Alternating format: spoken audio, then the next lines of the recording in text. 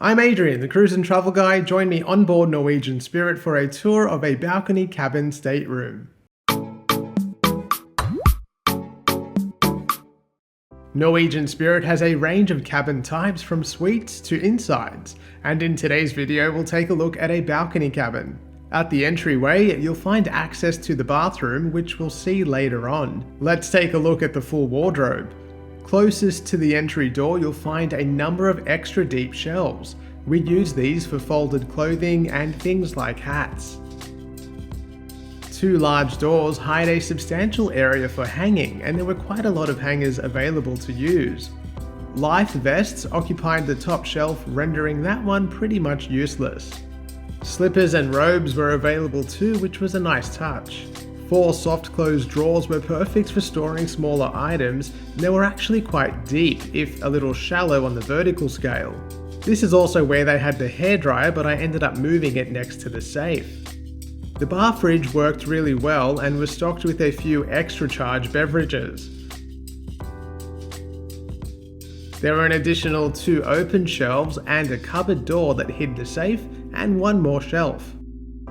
Looking from the front door towards the inside of the cabin, you'll see the full-length mirror as well as 2 wall hooks.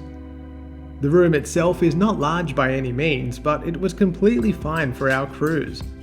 The beds were on the slightly firmer side, but still very comfortable. They could be set up as a twin as pictured, or as a queen. And don't forget that suitcases fit perfectly under the bed. The bedside tables were narrow, but contained 2 shelves. Above them, a USB-A slot sat beneath an auto-activated reading lamp. Many of the balcony cabins on board Spirit have connecting doors. These are locked, of course, and I don't recall noise being an issue. The wall-mounted TV is definitely on the small side for 2024, and it lacked any on-demand programming, so it was a bit basic. The compact vanity had a lighted mirror and a kettle, plus a US, 2 European and 2 USB-A outlets. The wide drawer was perfect for odds and ends. I thought the stool might have offered additional storage, but it didn't.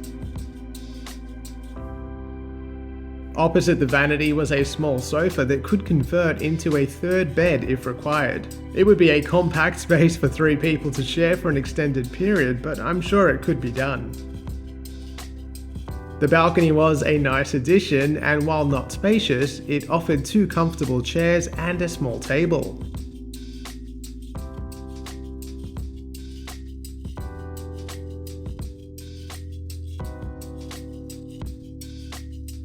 There was also a child lock on the doorframe.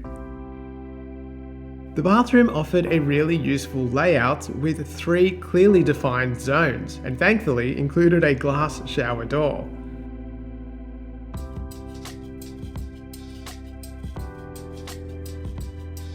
The bathroom vanity included a single shelf and 1 pretty deep drawer. Liquid hand soap was also available. The shower was spacious and had fantastic water pressure.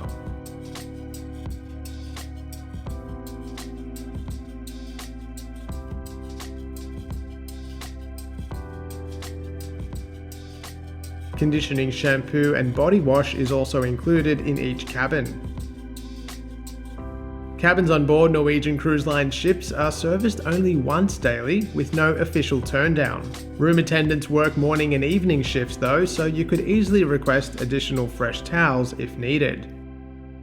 All in all, I had no major complaints about the cabin. Despite its compact size, there was a really good amount of storage, which helped us to get settled and unpack once we got on board. I also really appreciated the layout of the bathroom and the spacious shower, although I would like to see an updated television or onboard programming system. If you'd like to get on board Norwegian Spirit, you can head to my website, thecruiseandtravelguide.com.au, and you can also learn more about my 2026 group cruise on board the ship at my website as well, or click the link in the description below. Thanks again for watching, and make sure you give me a follow on Facebook and Instagram at The Cruise and Travel Guide. Thanks again, and I'll see you soon.